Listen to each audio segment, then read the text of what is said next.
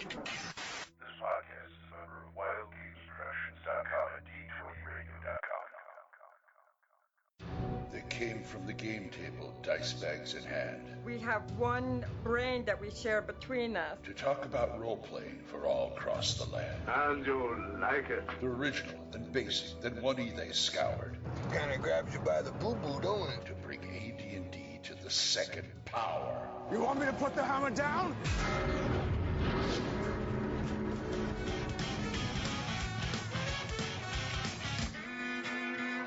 Welcome to THACO's Hammer, the best damn AD&D second edition podcast ever.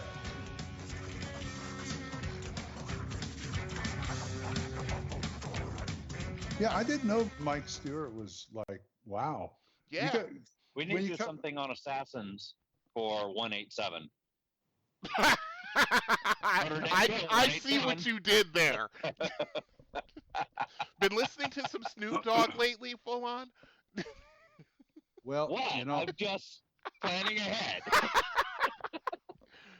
I will put it in Speaking- the show notes. speaking of Snoop Dogg, if you haven't watched it yet, if you have Netflix, go watch Dolomite Is My Name. It's a great movie, and Eddie Murphy is fantastic in it. Yes, I'm going to watch Oh, that. I've got recommendations for you. Two sets of anime. Okay. One is completely OP. It's silly, but it's fun. At that time, I got reincarnated as a slime. Well, that's... Just take it straight and enjoy. The Okay. other one is the Saga of Tanya the Evil. If you ever want to see how to play lawful evil, Mm-hmm. the Saga of Tanya the Evil. Okay, I'm down. Is that on That's- Netflix? I'll check it out. That's They're on Amazon Prime, Okay, or I you have can that. find them on like Crunchyroll or Kiss Anime and watch them free that way. Okay, I'm down. I will that look into slime that right thing now. sounds like something Bill Plimpton might do. Jeez, there's a name. Yeah, but he certainly is. Hiya, folks. It's THACO's Hammer time, and it's Splat Book number 157.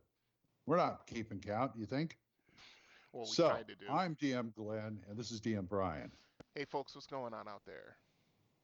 Man, a few words, but that's all right. He does the most of the heavy lifting. And we also got Full On Gamer, Mr. DM Full On Gamer on the road as usual. Hey everybody, it's Dr. Bob! Dan Gamer, greetings Gamer Nation! We are at it again! And we're just out of Halloween, so to quote Tom Hanks, any questions? Any questions, indeed. So today's going to be an email show. Oh, yeah, I can hear the groans already. Well, actually, we're going voicemails, so there. Voicemails. Okay. Well, yeah, but you know, Save or Die was a show that spoiled the whole email voicemail show thing. Yeah, that's true. Well, you guys went. Because- Yeah, they well, went they to the well a little too often. They kept running it. Yeah, they ran it into the ground basically. I don't know if Save for Half is doing that, but you know, I don't mean to pick on you guys, especially the newest incarnation. Sorry, Crispy. So, Yeah. yeah, let's hit some crits.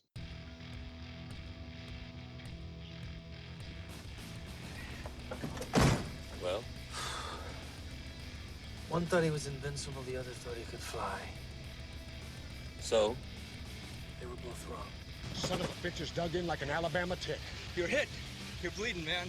I ain't got time to bleed. We're sending somebody in to negotiate. Anybody else want to negotiate? Hits and crits.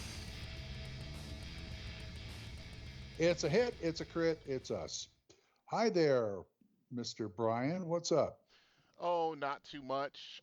Been doing various D&D projects. I've got, God only knows, I've got at least, off the top of my head, at least 30 projects I've got to finish. So I'm trying to chip away at them a little bit at a time as my creative muse comes out from hibernation and says, oh, you need ideas? Here, how about this? Aside from that, I'm still doing my podcast, Confessions of an Arcade Addict. I just put out episode 18 last week.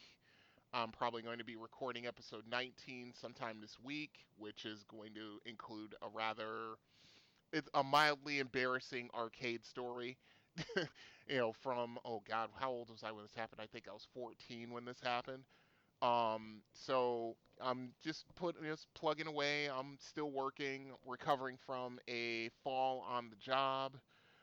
Slacker. Yeah, right. Yeah, 3 jobs. I'm a slacker. Okay. Actually, I'm looking. Well, no, I was thinking of your podcast. I Oh. just put out episode number 482. Oh, well, yeah, but you do one every day. I do one every 3 weeks. I've got to stretch this out a little bit, you see. Uh-huh. I You don't know want to. how many times I've woke up, grabbed a Coke in the morning, and say, "What the hell am I going to talk about today?" then you hit record, and all of a sudden, oh, there's something. Yeah, I do. I look around the room and go, "Oh, there's my 1E DMG. No, let's do that. Oh, there's some movies over there. No, I can't talk about that. Let's talk about something stupid like weapon speed. Okay." Yeah, That's pretty much the way it goes around here. I get it. I totally get it. Sometimes I don't think I can fill 10 minutes. Well, hey, But then I start talking on something, and all of a sudden it's 11 minutes. there you go. So, Yeah, sometimes my show will be as short as like 50 minutes. Other times it's 2.5 hours. It all depends on what I got going. if you really get into it and just once I start, they don't the people my listeners know once I start thinking about something, I just go. Hmm. Yeah, exactly. I mean, it's gotten to the point now. I will start going off on so many tangents. I basically have to type out my segments. When Right. I'm like reviewing an arcade that I've either been to recently or one I grew up with or something like that, that's okay. But when it comes to like the stories that I have, I have to type them out because, Yeah. yeah, I will just keep going. I usually take a 3x5 index card and write it down, just because if I don't, I'll forget to talk about it. Hmm. It has nothing to do with inspiration or anything. I just got to remind myself to talk about Oh, it. yeah. I record stuff on my phone all the time while I'm driving around doing my job. You know how many YouTube video reviews I've done where after I was going, oh shoot, I should have talked about that. Yep, done the same thing. Done the exact same thing. I'm right there with you. Oh, it's crazy. Well, let's talk to Full On. Full On, what's up? Hey, I am back on the road after 90 days of disability. The good news is, during that disability, I got to get some actual over-the-table game time with Starfinder Society and Pathfinder Society, playing some Starfinder and Pathfinder. So I've had fun with that. Good. And I got into a Kickstarter again, and Backbones 5 for a whole bunch of that stuff. Yay. So Reaper for the win, as always. And now I'm back on the road, and my only gaming fix is talking to you yahoos. So let's yahoo along and get some more. They got me in my new truck. Yay. I'm doing laps and running constant. So woohoo! Wahoo. Well, let's see. We've had some postponements of games. We gamed last Monday. This Monday we're off, but so the following Monday is going to be at my house, and we're going to run a one-shot of Gangbusters BX Edition by Mark Hunt. Nice. And let me tell you, that's up. It's up for. Here's here's my once a show plug. Yeah, it's just wonderful. I don't have a physical copy. You can get a physical copy and a PDF at drive-through, and it's really inexpensive. The PDF is $5. The 15 for the print. If you want to get both, it's 20. But right now they're running a sale as of this recording for 15. So, and it's the basic book. He's doing it just like BX, Basic and Expert. He's going to be coming out with the Expert book by the first of the year. And That's so, but I proofread this for him. Me and Eric Kyle proofread this, and let me tell you, I had to do very, very little on this. He's just got it down. Good. With the thing. See, and he also does he does a Western one called Tall Tales, which is also BX. And if you listen to show 481 of mine, I interviewed Mark Hunt, and he basically said, well, Tall Tales, I love Westerns, and it was sort of a warm-up for this. He wanted to try it out. And he's got 4 classes. He's got the 6 stats. It works a lot better. See, I love Gangbusters, but I always was a little intimidated by the rule set. Mm-hmm. I never quite got, because it was a percentile based, and I thought, oh, I love percentile based stuff, but it was a little harder to run than I thought. Mm-hmm. But it's not that hard to run. But if you're going to give me something that it's like I've had this rule set I could do in my sleep. Exactly. Mm-hmm. You know, I'll go for that. Mm-hmm. And he's doing, and it, you know, it's incredible. I just love it. There was, I can't say any more good things about this. Go get it. It's Drive Through RPG. Mm-hmm. Oh yeah. And I'm going to be running a demo game of it in a couple of weeks for my group, a one shot. So, hopefully they try to get you to keep running it, because you know well, what? It's the good thing, that was a good thing about TSR once they really got their ball rolling in the early 80s, is that they started coming out with alternative RPGs. You know, they were making their nut with D&D, but then they made Star Frontiers, then they made Boot Hill, then they made Top Secret and stuff like that. You know, that also makes a really good adjunct to most of the people who are running D&D campaigns. They want to take a break from it, you know. Well, and if you want to have real fun, play all of them at the same time, and they match. Kind of. Well, they match now. Here's my problem with those early Gangbusters in particular. Mm-hmm. I think it was ahead of its time. Probably. Because they were trying to get people to wrap around a new, and for some reason TSR had this habit, or they felt that every time they do a new genre, they had to do a new rule system. Mm-hmm. Yeah, that was it. And I understand that. That's why some of these games didn't go over. Mm-hmm. Yeah, I agree. I mean, the only one that really took was Marvel Superheroes. Marvel Superheroes and Top Secret. Yeah. Yeah, I agree, but yeah, Top Secret was a little bit on the complex side, I have to admit. I'm not saying complex. It's just like, what, we only use one die in this game? And, you know, I just, they never realized the class and level system is more flexible than they thought. Yeah, I agree with you. And so it's like they had to reinvent the wheel every time they come out with another one. Mm-hmm. No, I'm in total agreement. That's why I've always said that, you know, there are a whole bunch of people when it comes to Star Wars. There are a lot of people who do the D6 and they swear by it, and they'll never even try to mess with D20. I'm like, D20 works so much better for Star Wars than D6 does. It's ridiculous. But they have their merits, they have their strengths and balances, and again, there are things that you can do in D6 you can't do in D20 just because it has the flexibility. Mm-hmm. Plus, it has the openness of being easy for novice players to start play with. True. Right. Especially if you're novices to role playing, novices to systems. D6 is a good basic wet your feet, you know, get your toes wet into the systems. Mm-hmm.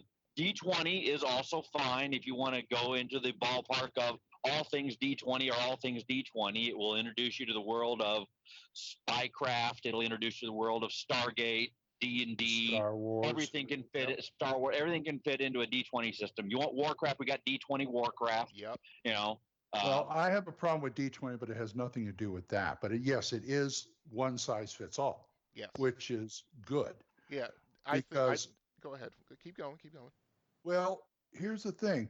Afterwards, you start coming out with Champions, the hero system, GURPS, the pace setter system, which borrowed a lot Iron from Crown Enterprises system. You've got Palladium. So you want to how about let's do the best of both worlds, D20 and percentile. Welcome to the world of Palladium. That's true. Right. And they fit all their games around the same mechanic. But I don't know, TSR was kind of stuck in they were stick in the muds who's like, no, we're TSR. We got to start from scratch. Mm-hmm. And I just didn't get that.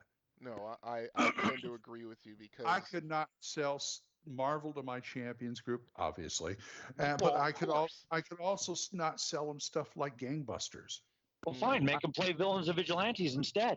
They would do that. Everything was like, what do we need these for? Because we play Champions. Yeah, well, that's the problem I have with Champions players. They tend to be arrogant pricks about it. I I remember mean, I had my run-in with Champions people too, and yeah, I had to deal with that. It's like, you came from D&D. Oh, you poor thing. Oh, let's ease you into this. Your brain might get bent by the mathematics. Like, dude, you know what? F you. okay. Don't be condescending. I can learn this system. I may think it's overly complex, but you know what? I'm pretty intelligent. I think I can figure it out. And I did. You know what gets me is What? aside from Fantasy Hero, Hmm. which they did try, Yes, their they did. games were basically Champions, First Edition AD&D, Hmm. and a little later Warhammer Fantasy Roleplay. Wow, that's a hell of a mixing Yeah, pot. but the point is, big Champions players. Hmm. But I couldn't get them to try something like Gangbusters. Hmm. Okay, fine. But aside from Fantasy Hero, they wouldn't even try stuff in their own system. Like I, for the longest time, wanted to play Justice Incorporated. Hmm. You know, Hero System Pulp. Right. Now it's known as Pulp Hero. Hmm. They wouldn't touch it. Yeah. Yep. They wouldn't touch. Well, It's like it's the Hero System. What's the problem? because I they're mean, you so. guys play a cut down system with. I Glenn, mean, we play Fantasy Hero, which is a cut down system from Glenn, Champions. the reason why is because they are so invested in the The characters soup. they've created and the characters they've developed that they don't want. Number one, they probably don't want to start from scratch in whatever game it is, even if it is, you know, bare bones similar to the It's the champion same system. situation. It's like Yeah. the guys who's got all 76 editions of the Starfleet manual for Starfleet Oh, battles on the shelf all together, those guys are waiting just as for bad. the things. Yeah. And Well, only it just maybe a got half it. step behind them are BattleTech guys, and I It love just Hey BattleTech. now, it seemed hey, it just seemed to be hypocritical that they can they can start from scratch with something like Fantasy Hero Yeah, and not try like Justice Inc. yeah, it's the same, but that's the whole thing. They want their champions. They want to, They're so into the supers thing. yeah, and especially if they've got a So system why are you for their playing characters. AD&D First Edition? Do we really Which is have to totally go into that? different. Which is a totally different system in two. Hmm. So anyway, Yeah, there's because no we could account start for the edition wars once again, but let's not do no that. account. No, it's not Edition Wars. It's System Wars. System Wars. It's yeah, you're right. I mean, no accounting for taste. Okay. Exactly. Speaking of In the edition end. wars, next time in Oklahoma, you're playing some with me. Dang it, Okay. you got the cards. And Gage will probably be here. He'll play too. Oh, I'm pretty sure Gage would love it. Yeah, he'd love it. But anyway, folks, go try Gangbusters BX Edition. It's a cheap buy-in and it's great. You know that thing? It took less than 48 hours to go silver status on drive-through. Hmm.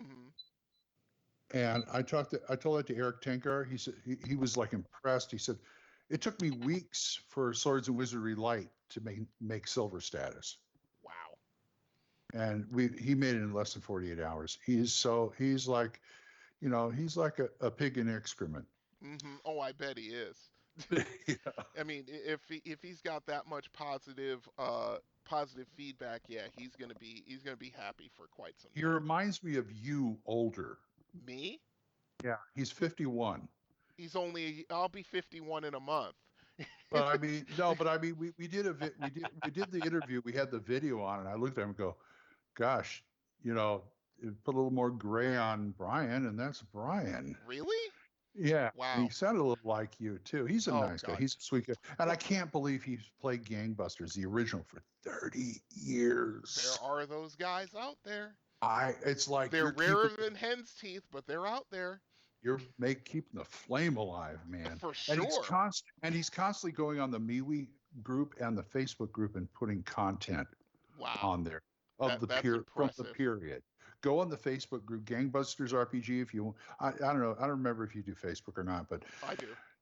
Okay, well, if you ask me for either me or Mark, I started the group and I made Mark an admin. So either one of us will just okay you to come in the group, and it's impressive. Okay, It's I'll do that. a lot of fun.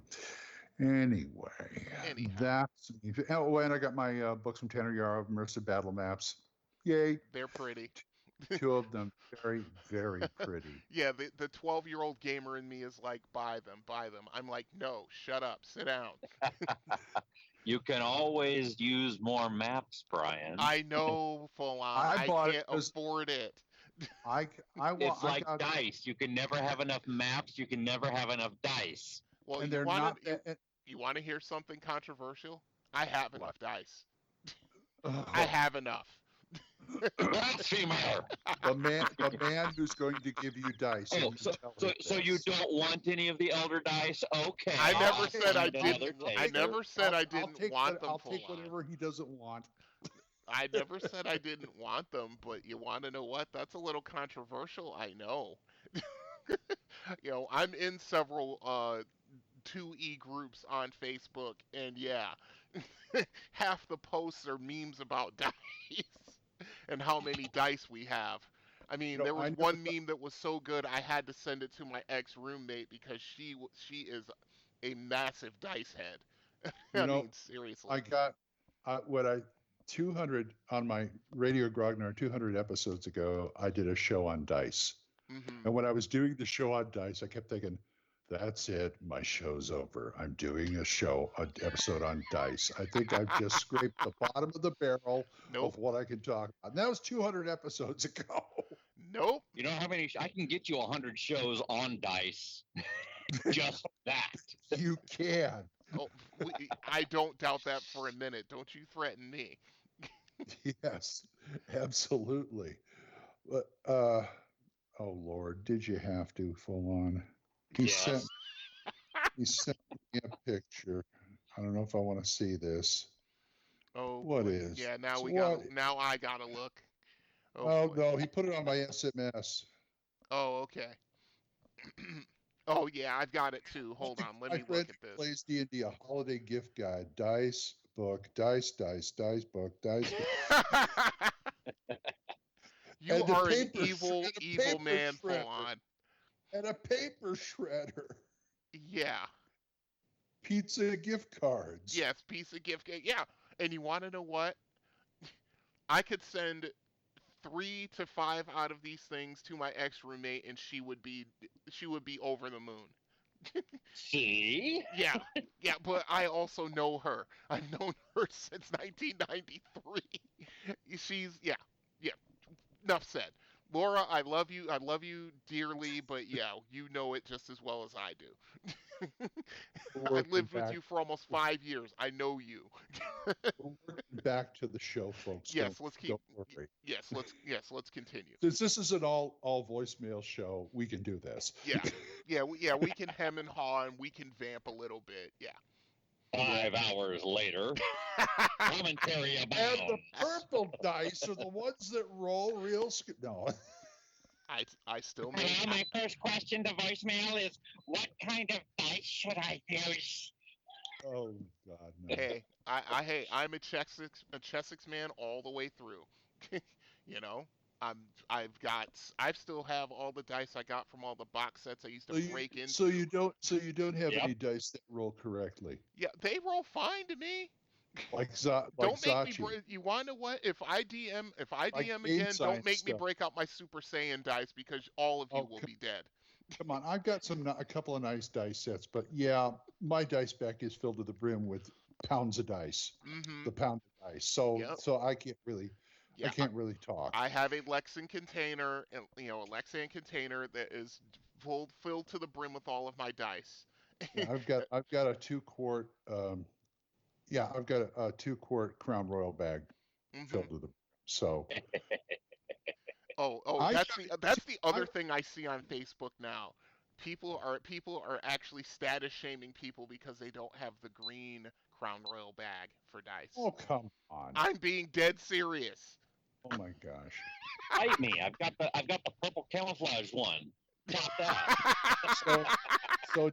So you saw this and you posted on there. Okay, Boomer. Exactly. I'm about ready to say I'm tired of this okay Boomer stuff. I just happen to live in Oklahoma, okay? Don't call me a boomer. You're getting it from two different directions.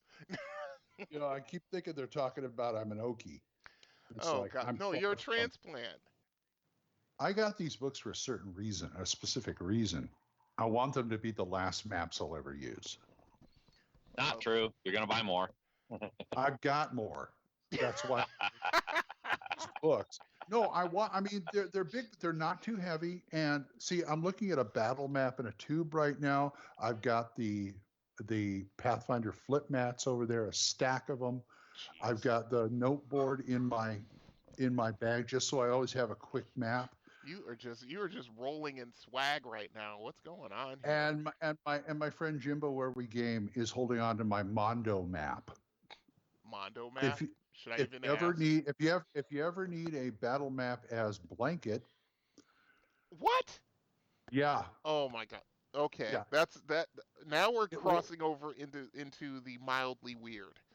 Okay. 60 by 80 inches of fleece with a hex print on it. Oh, sure, that'll work. Sure if it's fleece with the hex print or a flip map with hexes and for the DM who basically runs games in his sleep, literally.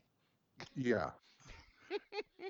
I mean, you take an old army green wool blanket and just print a grid on that with markers.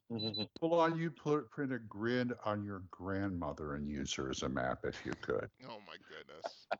And that's as far as I'm going to go with that one. Let's just stop that right here. Before we get really, really weird. Anyway. There are worse tattoo ideas that people could have. You have a point. Oh, but Lord. yeah, we don't need to go down that road today. Sure. I forget who makes Battle Map. Chessex does battle maps. That's right.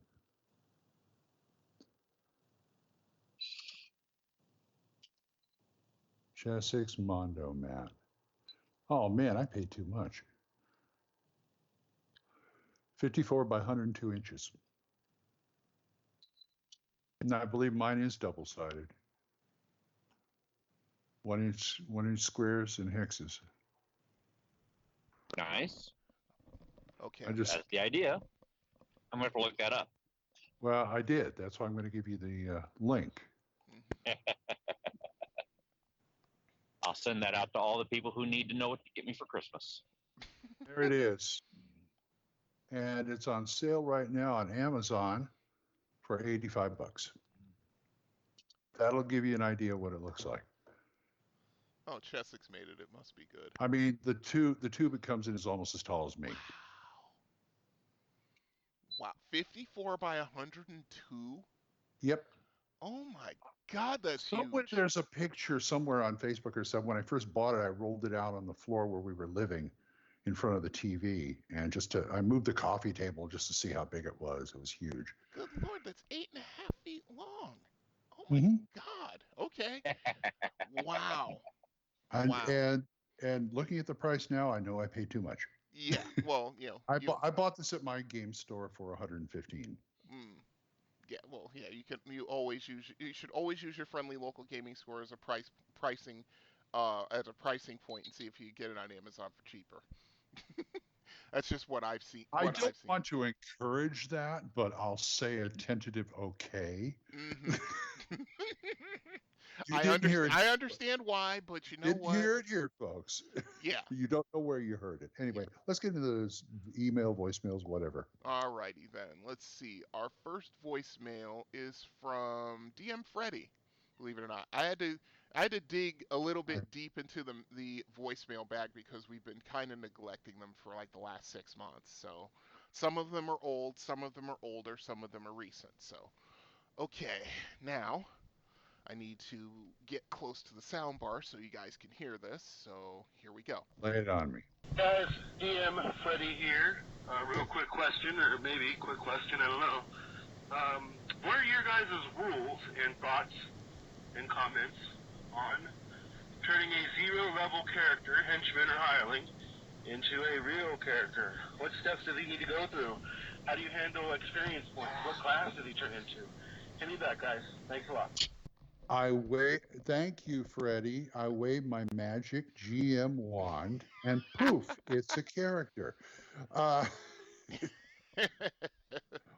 well, the only time I've come up in the situations is if somebody else is running the henchman.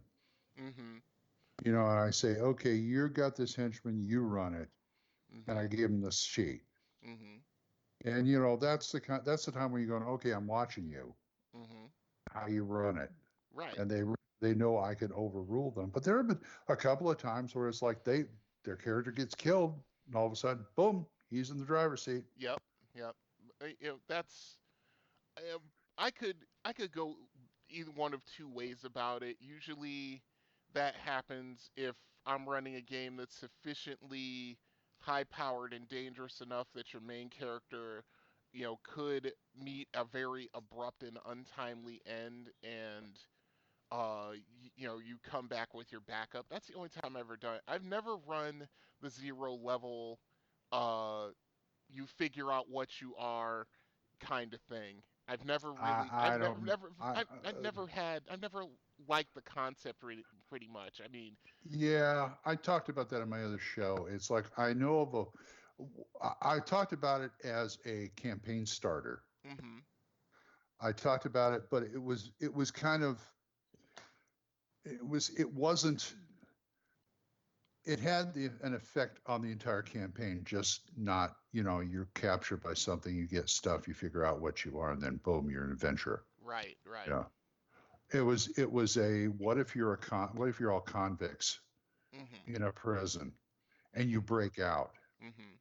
Fine. Yeah. You could actually be leveled and classed beforehand, because that's how, you maybe have experience with that. So you break out, and then not only do you go on adventures, but that's always pushing you forward. Right. They're going to try and capture you again. No, that makes sense to me. So that's how I'd work it. I mean, if they have a henchman or something like that, maybe he just broke out of prison. Okay. So he has some skills, and so I'll go from there. So that's my thought. Okay, full on. I've played a few different versions of it, and they work out. They have your mileage may vary. If it's done well, it can be fun. It's usually good either as a one shot or as a campaign starter or something like that. You definitely don't want to keep reusing it like everybody else is 3rd and 4th level. You're coming in as a 0 level. Let's find out what you are. No, that's not the time to use it. No, agreed. But other than that, it can be fun. And other than that, you can also do the jump in with both feet. I've actually remastered some things by doing the Mission Impossible start, by giving a group of people automatic reason to know each other, be a team, and be on this mission, go, in the set of box text letter that you hand them as a prop, and drive on from there. So there's different ways to play it. You're a man after my own heart on that, because I'm always for premises that will just make campaign creation a lot easier. Right. Kind of expedite things like things. Yeah, if you, and I've talked about this before on my other show about, like, even great authors do that, and you can do things to vary that. If you have my future character, they work for the acquisitions team for this trader, and he has access to equipment, gives him that. That's the start. Arthur Conan Doyle's Sherlock Holmes stories always seem to start kind of the same. Yep. But it's what he does with it. They always usually start Baker Street, then there's a mystery that's presented to him, and then they go off from there. Right. That's what those things are for, and this is a great example of it. Right. With Hammers of the Duchy, this game, the adventure you guys were on were pretty much in media res. The only established characters were Allies and the NPCs, and I was figuring out how I was going to incorporate you guys into it. And I'm trying to remember who came up with the idea. I think it was Full On that your dwarf character and his half orc were partners. Yeah, we worked on. Yeah. We used to be hired out. You worked together at this escort service. Well, kill the jokes right now. Dueling school. Thank you very much. Well, that's where you get. Yeah, that's where you got. That's where you got your start. But then you guys, No, we would hire out to caravans, Caravan guards, exactly, escort service. Wrong premise for the dwarf and the half orc. Hired out from an escort service as partners. I was trying to head off that entire line of thinking. But yeah, you guys started off as caravan guards, and you guys kind of liked each other, and then, you guys for merchant houses and things like that. Right. Escorting goods to and fro. Right, exactly. Yeah. People of import, documents, caravans, that kind of thing. Foodstuffs, run by whatever. two high-level adventurers. You know your bosses. One's a dwarf who's, an outcast from dwarven society. You thought he was pretty weird, and the other one's a halfling who's like, the smiling faced go-getter. Oh, Yeah. another What's tangent. Another piece of anime you have to watch if you haven't yet. What? Goblin Slayer. Okay. I'll Slayer. find it. I will find it. Okay. And then you guys sort of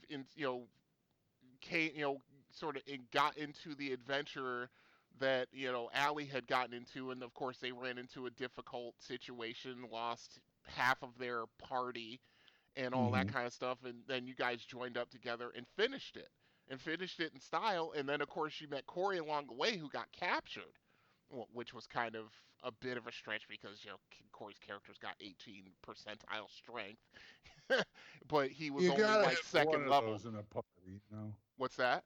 Yeah, you gotta have one of those in a party, Yeah. Corey tends to be, you and Corey, Glen, are the heavy hitters in the party. But anyway. He could be the Mary Sue, or correction, Mary Foo. No, God, stop that. Stop that. I hate that freaking term. Everybody seems to think that. Anyway. But yeah, I mean, I've done the whole, you two are family, you two have worked together in the town guard and this kind of stuff, and all of a sudden you guys just one day just got together around a table and said, you want to know what? Let's get out of this damn town. Let's go go over to the next town, see what's going on over there. And, on board. Yeah, exactly.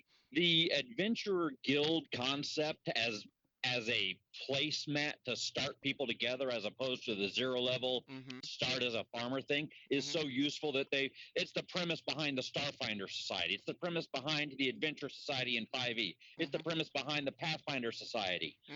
They use it everywhere. Yep. They use it in both Goblin Slayer and Is It Okay to Pick Up Girls in a Dungeon anime. Both of those are great shows and have the Adventurers Guild running in the background. Yep. You've got it in Overlord 1, 2, and 3. There's the Adventurers Guild that is licensed and marketed and processed through all these different places, and everybody's ranked. Right. And that counts for level and what adventures you get to go on and stuff like that. So I like that the idea of we're buddies, and it's basically Fafford and the Great Comrade. Exactly. Because I play a Russian dwarf. Yes, you do, and quite well because, like I said, you and Full On just bouncing off each other just cracked me up. So tired many of times. them being Scottish or Irish. I made a Russian dwarf. Yeah, and nothing wrong with that. And the thing was that you guys are both you. I can say it now. You guys both earned probably about 500 experience points apiece just by making me laugh. Just because of some of the great comedy routines the two of you were doing. It was awesome. Well, I figure if the urine flows, then we'll get a little extra in the XP department, Yeah, maybe. Pants get good. Yeah, exactly. But yeah, I use the Adventurers Guild concept myself most of the time. I have no problem with it because there is a rather mildly prestigious Adventurers Guild in the area you're in, and once you're able to do that, and not only that, there's multiple Adventurers Guilds now that I think about it in my campaign, and just being able to put your name and your abilities on the cork board, so to speak, and all of a sudden you guys get together, you guys talk it out, and next thing you know, it's like, okay, let's figure out, okay, what are the terms when somebody gets killed? Do they get raised? Do we put in a fund to raise our comrades, and so forth and so on? Then the next thing you know, you're an adventuring party, and it's off to the dungeon, and I mean, the zero level thing, I tried to read what is that freaking Treasure Hunt? That's what it is. I tried to Yep. read Treasure Hunt and I just can't do it because it just goes against, it just rubs me the wrong way as a DM. But that's just me. To me, I found out if it gives me too much instruction, I tend to not to want to read it. Mm-hmm. You know how many times I had to read through the Keep in the Borderlands? Actually, I actually got through it because I got tired of Gary stopping every few pages, go, "This is where you do this," Mm-hmm. and Yeah, that just drove me crazy. yeah, and B11 and B12 are even more I could like that. understand why, but I took that into account. But still, it was hard. Yeah, well, you're a veteran player, Glenn. It kind of be I like, oh, this understood. is pablum for the beginners. That's what this is. What's the first section everybody skips when they read a new rules role playing game book? For new How DMs. to role play. Yeah, what is role playing? Yeah, exactly. And I said, Frank Mincer did that in the RC, and that's the best they do it. I don't want to read another one. Exactly. I'm in total agreement with you. Shout out to Frank, by the way. Yeah. Hey, Frank. Okay. All right. Anyway, I hope that answered you, Fred. Mm-hmm. Thank you. All right. Let's move on. I think What else we got? What's that? What else we got on the That is one. That's number one. Yes. Number two. We have one from DM Kojo. Actually, I have two from Kojo, one more from Freddie, and three from DM Cal, because Cal actually brings up really good things to talk about. So Is there one from Corey in here? Corey doesn't call us. Yeah. Yeah, Corey. Don't call us. Get your ass down here. Yeah, exactly. No kidding. All right, here we go. Let me get the headset set, and we'll see what Kojo's got to say. Okay. Well, gentlemen, it's Kojo. It's been a long time. Thought I'd get back in the saddle here with little THACO's hammer goodness. So I decided to pick up back in Splat Book 142. And here I am listening along, and all of a sudden, next thing I know, you guys are talking about magic users swinging 10-foot poles with daggers on them as if that's something that should be allowed. What the crap is going on with your show? 10-foot pole with daggers on it. Come on. Seriously? Anyway, no, I'm all for good, cool rule interpretation like that. You guys know that. I just had to give you the business. So I don't have any specific comment or question this time. I just wanted to let you know that I'm back, baby. I'm back. Out. Well, hey, Kojo, we're back too. Thank you, Kojo. Who said something like that? 10-foot pole with dagger. That's an email from one of our other contributors. Basically, he got his 7 or 8-year-old daughter into the game, and she came up with that idea and decided to roll with it. I like it. Yeah, I mean, it was a good way to kind of, keep the kid engaged. I understand why he did it, so it's not a bad thing. It wasn't a bad thing at all. I think Kojo was just letting his inner grognard out. Yay! Hey, anybody comes up with something ingenious like that, they roll with it. Yep, yeah, just go with it. Just go. I just look at him and go ahead. Mm-hmm. Absolutely. All right, you guys ready for the next one? Ready for another Kojo? No, actually, this is from Cal. I'm trying to try to spread them out. Okay, so this is from like manure, yeah. Yeah, exactly. Hey, easy. We won't get any more emails. Stop that. Okay. We'll get a lot of manure. It is fertilizer. It is what makes the things grow. It is the fruit from which things are brought to life. Don't snark against the fertilizer. We need a bag of fertilizer so I can, Anyway, go ahead.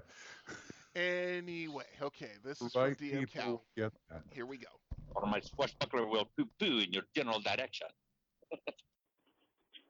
Hi, THACO Sammer. It's DM Cal here again. I was just listening to your conversation at 99% Perspiration on Monty Hall DMing and had to find the middle road. I thought I'd share with you one of my favorite stories for how to play with Monty Halling when you have DMs and GMs and everything. One of my dear friends, DM Adam, created a concept that he ran for Monty Halling where it was if you're used to like high fantasy situations, say the realms where you just trip over +1 rings and everything, he came up with this concept of the reason that existed and the reason that you started finding all these magical items even at low level was that there was a lich out there, and specifically he created this lich. It was an NPC. Where the idea was is that he was very smart. He recognized that most kingdoms and everything came about because they had been an adventurer or strongholds or whatever existed, because some adventurer had gone out there. What do adventurers need? They need magic items. So he was a smith. He would forge magical items, and he specifically put flaws into them that would be curses that would be passed down generational bloodlines that would weaken the magical items when they were in the presence of him. So if he ever came across said adventurers, or descendants of said adventurers, he would make sure that he was perfectly fine. He also was doing this taking his time. So he had been active for a long time and was responsible for most like the +1 rings or +1 swords or weapons or everything. He didn't do anything bigger. He didn't do +2s or anything like that. He just did the low level stuff. So that way it was insurance policy for him. Now we did not know this until we accidentally came across him, because we were thinking, oh, we're great. We'll run into him. We're fine. We got all this gear. We'll go take care of this. Why don't everyone do it? And suddenly when we found out, we started every time we stopped using magical items for the most part. We were trying to grind through everything with solely just our raw stats and wit, and it was incredibly fun. So that's an idea out there for people to take and use. Magical items? Yeah, there's tons of them out there. Most of them carry a curse. Anyway, thanks a bunch. Keep the hammer coming down. Bye-bye. Thank you. Thank you. You know, that idea sounds familiar. Corey had something very similar. You know, when I listened to this voicemail, I'm like, did he play in Corey's game and not realize it? Because Corey had. Well, it's also kind of like Go ahead. It's like the Red Wizards of Thay with their magic item shops, basically.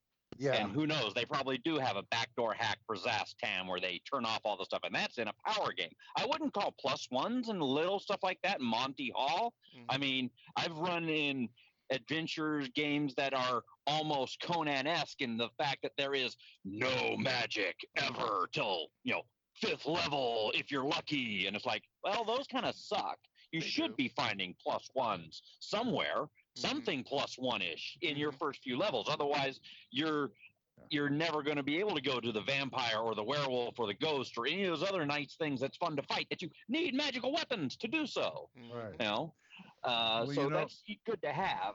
And, having the little back door in there where if you run into me, it's, hey, I built the magic item and it can't hurt me. I built the magic item and it can't hurt me. I'll flood them out there into the marketplace and then have adventurers to pick off at my leisure. Yeah, that works. That happens. I made it. I could destroy it. Yep. Yeah, well, in my Monday game, which is Astonishing Swordsmen and Sorcerers of Hyperborea, which to me is another way of saying another version of 1E, Carlos has this, in his 5e game, he has a habit of giving out a lot of stuff, a lot of magic items. And anybody who was not playing and looked at the game going, wow, he's pretty Monty Hall. I says, well, he's Monty Hall with a reason. Because he knows. Why, my character's got an electric whip, a whip that if I roll a natural 20 and I hit him, I can do 3d6 electrical damage. I also, because I'm an illusionist, I also have a Staff of the Magi with an insane number. That's the Monty Hall item. The electric whip wouldn't be, Well, but what I'm saying is it's got an insane number of charges. It has like 65 charges. Wow. And I could do a lot of stuff. Well, I thought he was doing it because he felt sorry for me, because I was an illusionist. He keep throwing undead at me. And so, but I realize now, playing with Carlos for a while, is if he gives you a lot of, I got another guy who drinks a soul if it rolls a natural 20, this axe. Another guy's got this, and it's like, this is all Monty Hall. But then I realized, you know what?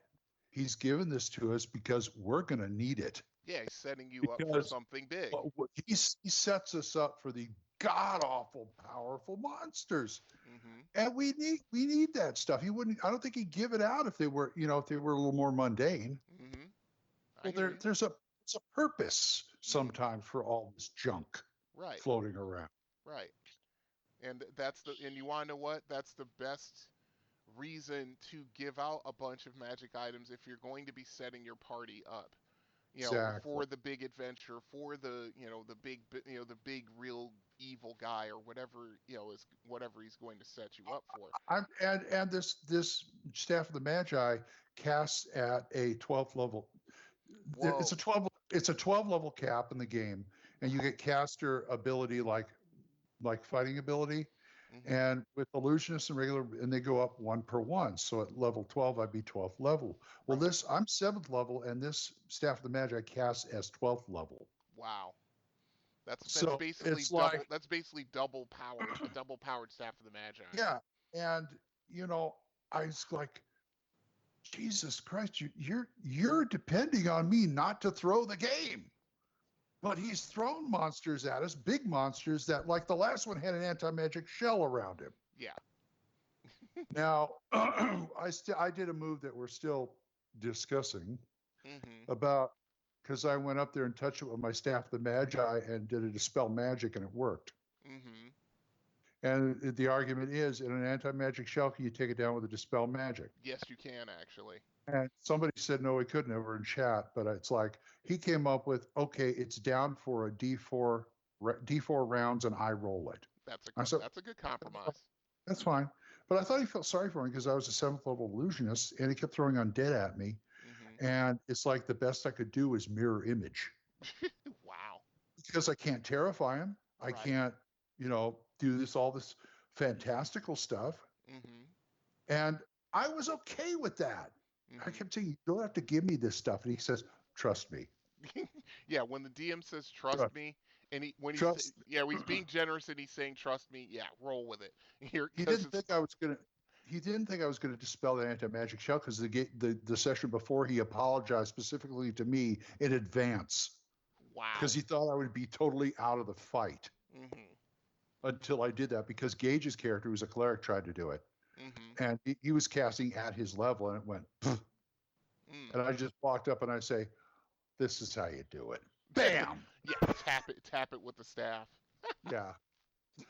And it's like, oh, wow. And it lasted, and the fight didn't go on very much longer after that, so we were kind of lucky. Exactly. Because he could have rolled 1 round, and it was up again. Mm-hmm. But, so, yeah, the powerful stuff is you got to make a reason to have it there. No, I agree. 100%. You can always think of it this way. If you've got a reason for a big artifact to be there for them to have, or several artifacts, or any kind of power magic items, versus more golden jewels, I'd err on the more golden jewels unless you had a reason to give them the other one. When you're giving them multiple +3 items and up. In fact, as players, that should clue them in. Yeah, absolutely. It's like we're only like 7th, 8th level, and you're giving us +3s, and you just look at them saying, "Yeah, with what's coming, you're gonna need it." But in the end, yeah. I mean, this is also the same guy. This is also the same guy who complains about how he had to keep beefing up the monsters in 5th edition when we were playing, and it's like, who do you think you're dealing with? Yeah, you're veteran players. What do you expect? 15 up to 15, 17 levels plus magic items? Uh-huh. Yeah, you gotta beef them up. Yeah, for sure. We kicked Strahd's butt 3 times. Mm-hmm.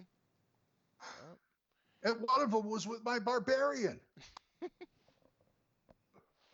Go figure. That's why I'm saying that, Monty Hall with a purpose. Yeah, with a purpose. I agree, 100%. Yeah, but thank you, Cal. That was a very enlightening one. Yeah, for sure. He has one that's similar, but I think he's asking from a different perspective. We'll get to that later. Okay, next voicemail is from DM Freddy again, so let me get set up and we'll get started. Yeah, crank those up a bit. Huh? Oh, crank them up? All right, hold on. All right, here we go. Welcome, THACO's Hammer. This is DM Fred. First time calling you guys. Anyway, after the TPK in my campaign, we have started playing I-1, Dwellers of the Forbidden City, where the main villains, or at least the surprise show main villains, are the Wantai. However you pronounce it, I'm sure everyone has their own special way.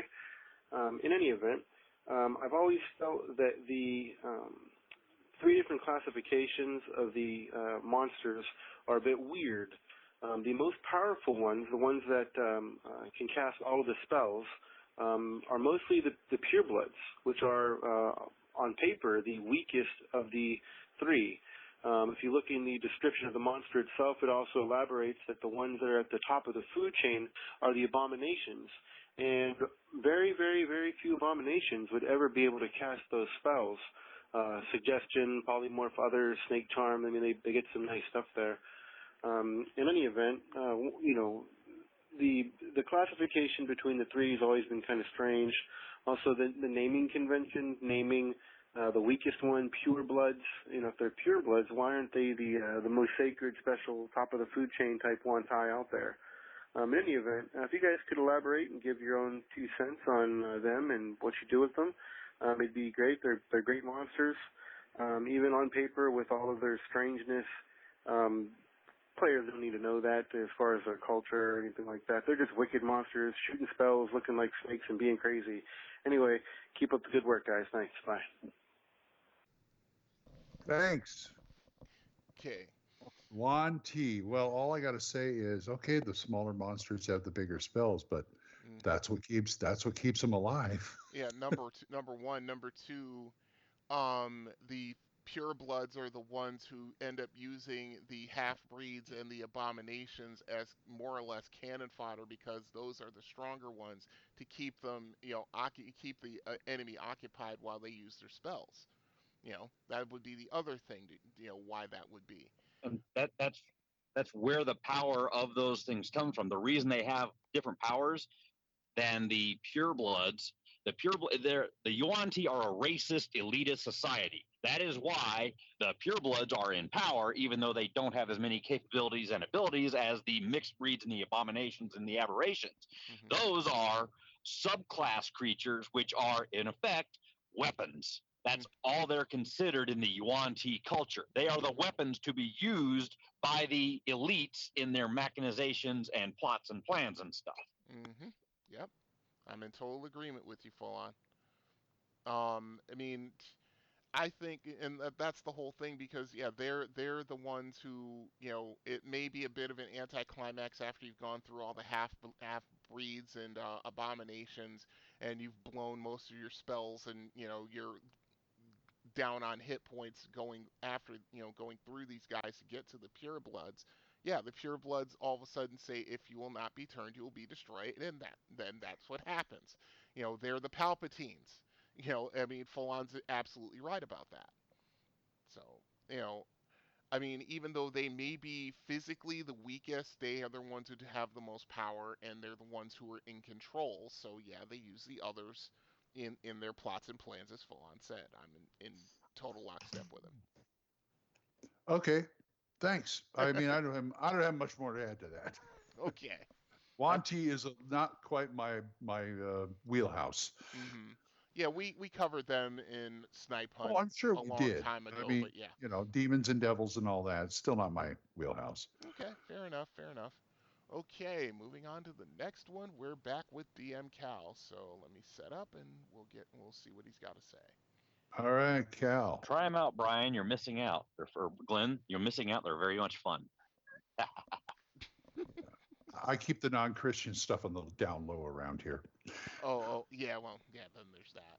What? Snake people? It's freaking original Conan. All right. He was Yuan-Ti abomination. All right. Full On, he knows what he's up against. Enough said. All right, hang on. I've used snake people before. So yeah. There we go. All right, hang on. Hi, THACO's Hammer. It's DM Cal again. I have 2 questions for you. One, what's your favorite low-level pet spell? What's that spell that is like it's cantrip or first or second level? It seems like it doesn't have a lot of use, and yet you find the creative and new ways to use it. My second one is, for each of you, what's your favorite sort of ranking on the scale of high magic to low magic in a setting? Are you someone who you like to play in your high magic settings where it's every single random guard has a +1 sword, or do you really like it where it's If you're lucky, you found a ring of invisibility, and by God, your party's going to use it for every single scheme they come up with because you haven't found anything else. Then can keep bringing the hammer down. Bye-bye. Okay, we got a 2-for-1 here. All right. Thank you, Cal. Yeah, thank you. Cool deal. All right. I'll lead off. Go ahead. Grease.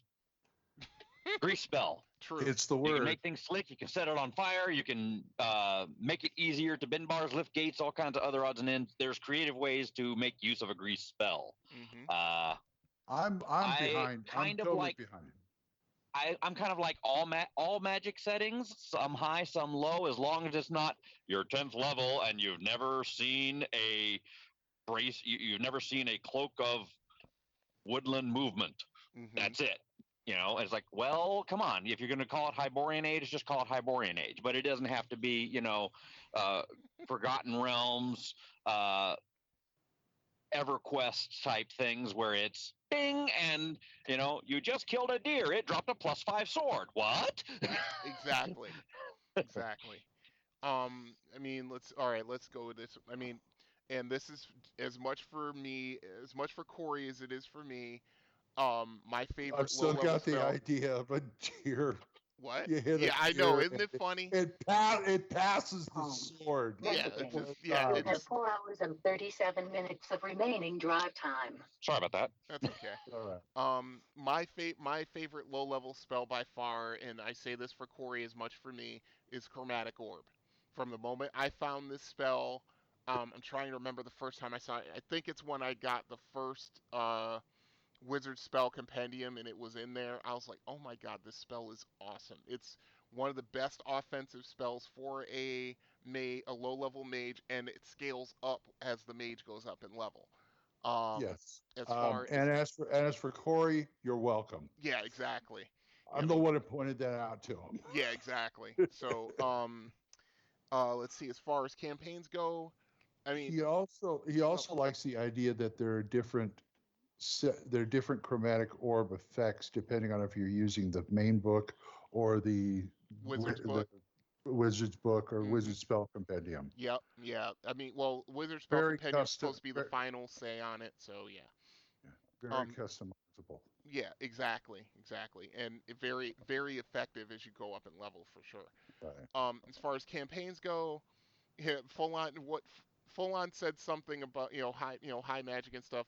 I remember I was playing in a Forgotten Realms game, and I was playing a ranger, and basically the other characters. I think one of my friends was playing like a cleric of Tempest, and I think someone else was playing like this drow fighter or whatever, and we had been going through adventures and dungeons and everything like that, and we only basically had maybe a couple of +1 weapons or maybe a +1 armor between us, and we just went to the DM and said, "Hey, what the hell?" And he looked us dead in the face and said, "Magic is scarce in the realms," and we all just cracked up laughing at him because we all knew from the adventures that had been put out, even the going back to the gray box set, that's a high magic campaign, and it's always been that way since first edition.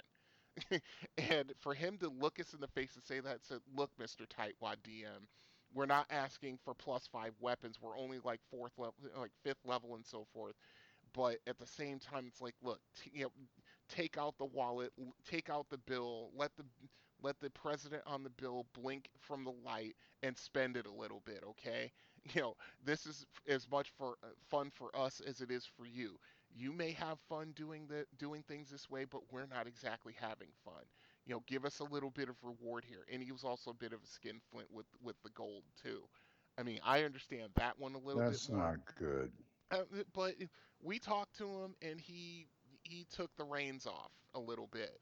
I'm thinking about it. I just put the character I ran in the realms into my master campaign NPCs file, and she has more magic items than some of the old 1E power gaming characters I've had. That's because she kept everything.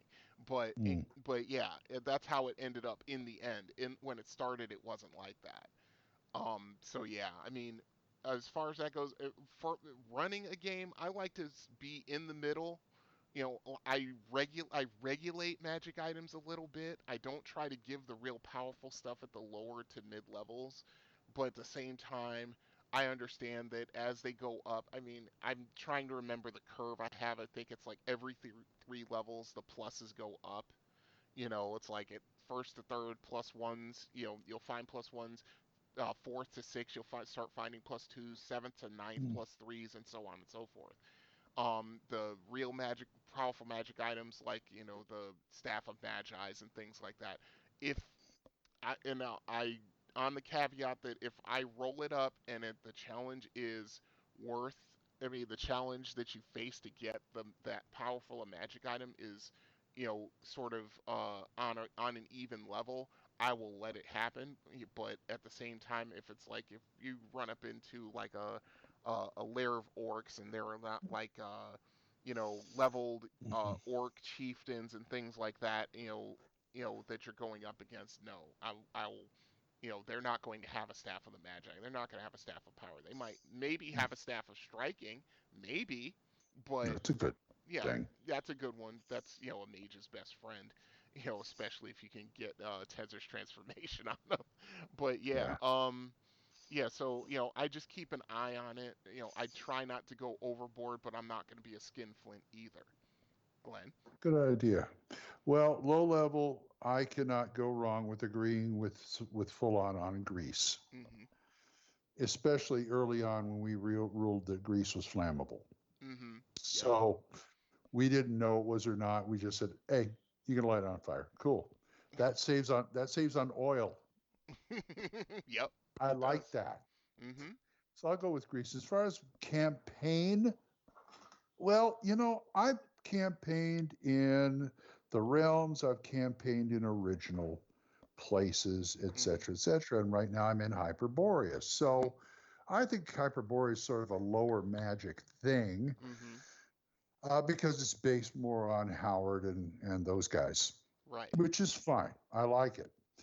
But as far, I always thought there was, there's what I call D&D basic.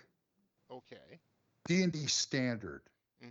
That's what I like to run. They'll get a little higher magic item if I think it'd be interesting or funny or that'll help move the plot along. There may be plot specific things I need to have them, but on the whole, I just let them run what they run. I give them a little magic item every once in a while with the loot they find. The modules I run, I look through them and I go, okay, well, this, it gets my seal of approval if it's not too outrageous. I've handed like that Castles and Crusades game I told you about with all the gadgets. Right.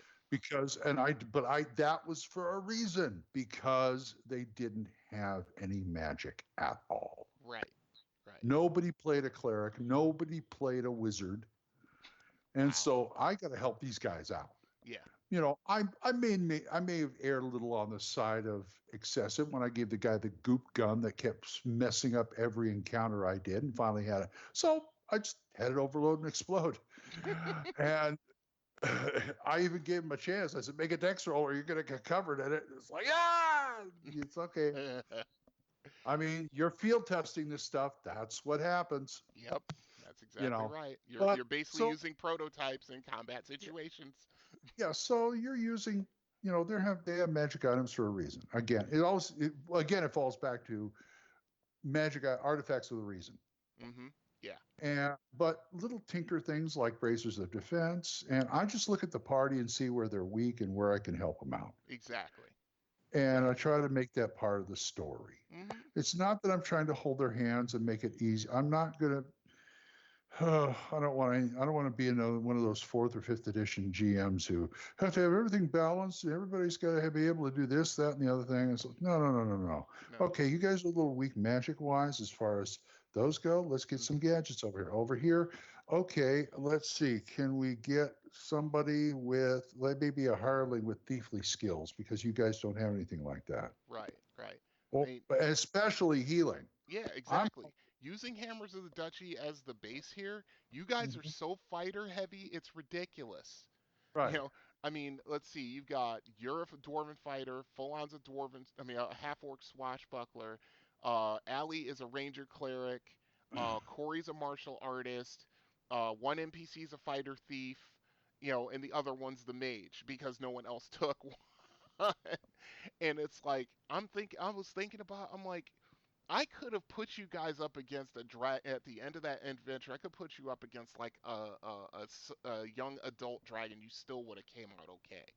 You guys went through that dragon way faster than what I thought you were going to. And but at the end, using DM Cal's question, at the same time, you guys earned the treasure that it had. And it had quite a few magic items, and it had quite a few coins. You guys are pretty much, solvent for a low end mid level adventuring party. You guys are all averaging 5th level now. And I know, I do have a limit. I do have limits on that too. You're pushing your luck. It's like, because usually if it's like, oh, we don't have a cleric, we don't have enough healing. I said, the temple will be happy to sell you some healing potions. Exactly. If you don't have a cleric, stock up on healing potions. That's the other thing. If you have the undead, do your best. Yeah, exactly. Hopefully you have some blunt weapons, but yes, do your best. Got any silver with you? Got any cold iron? Okay, let's go. Yeah, batter up. Yeah, because I'd like them to solve these problems themselves. And I know there's certain things that are out of their purview that they can't control. And if I'm going to throw them, I look at what I'm throwing them up against, and I just got to go, okay, I'm going to give them this and that, but the rest of it, it's on them. Right. You guys figure it out. Yeah, and when I redid the treasure hoard for the dragon, I had to re-roll it like 3 times. So I'm like, no, that's not enough. No, that's not enough. No, that's way too much. And finally, after a few attempts, I came up with something I thought was fair, and which was appropriate to the risk you guys were taking by going up against oh God, was it not young adult? It was very young red dragon, which was tough enough because that was still like a 12 hit dice monster, and you guys are all 4th level. So yeah, it was a tough adventure. I mean, a tough encounter, but you got it. So yeah. So I'm gonna say Greece and the standard, mid-level magic type fantasy world. Yep. D&D standard. D&D standard. Yep. No, and nothing's wrong with that. Okay, moving right along. Let's do one more. One more? Okay, I got 2, but one more is fine. Okay. All right. Go Let's ahead. see. This one is from DM Temple, so let me get set and we'll get it done. Hey, DM Temple here. Real quick question. I'm listening to Splatbook 106, and you're talking about order of combat. Now, Full On is bringing up the fact that it's 50 hit points worth of damage for a system shot. I've always thought it read 50% of one's full number of hit points. Which is it? All floor dice have to be re-rolled. Have a nice one. I agree with that one. I think it is 50%. Actually, it's not. It's 50 hit points in a single attack. Oh. Yeah. It depends on the edition you're referencing. They originally did talk about straight up 50 hit points of damage. Yeah. They revised it in later editions to consider it to be more half of your hit points. But again, that also turned into a very lethal option because half of your hit points, you're a mage with a D4 hit points. Exactly. You take 2 hit points damage, make a system shock or die. Yeah. Okay, that's stupid. That is stupid. That doesn't qualify as massive damage. Yep. I want to say 50 hit points because I have 25 hit points. You're never going to one-shot me. Yeah. Take 50, you're at negative 25, roll a new character, bye-bye. Yeah, it's 50 points.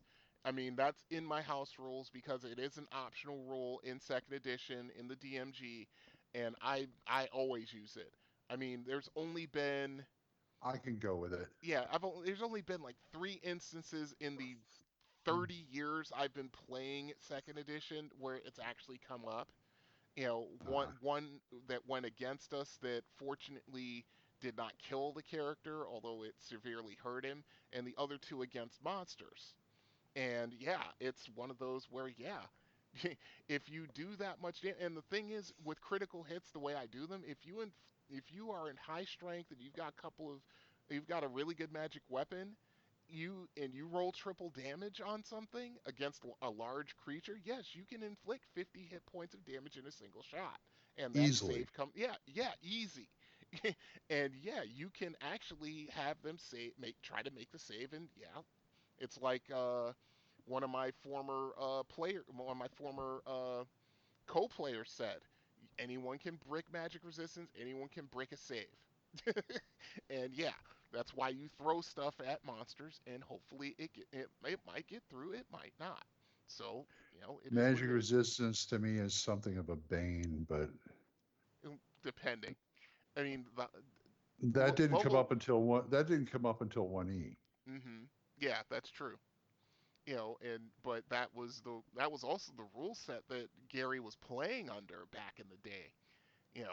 And that was also because the players in his game were getting so high up in level and getting, and basically frying everything with their spells that he had to invent that. So You're right. It is what it is. I just don't use it a lot. It's only like the mid to higher level monsters and oppositions that really might end up having it, or unless you decide to go up against Drow, and that's just, a rough go all the way around. Right. All right, so. Anyway, thank you. Was it Cal? Yeah, that was Cal. Thank you, Cal. Okay, I think it's time to close this, but I want to say, if you guys want to send us any emails or voicemails, send away at thacoshammer@gmail.com, or we got a number too. That is 405-806-0555. Thank you, sir. All right, let's close this splat book. I think we've tortured these people enough. Yeah. My God, it's an email show. Yeah. It's well, okay. At least they got to hear the voice. Okay, so say goodbye, Brian. All right, folks. Until next time, we should have a fresh little bunch of topics and hopefully some new emails and maybe a new voicemail or two for Splatbook 158. Stay tuned.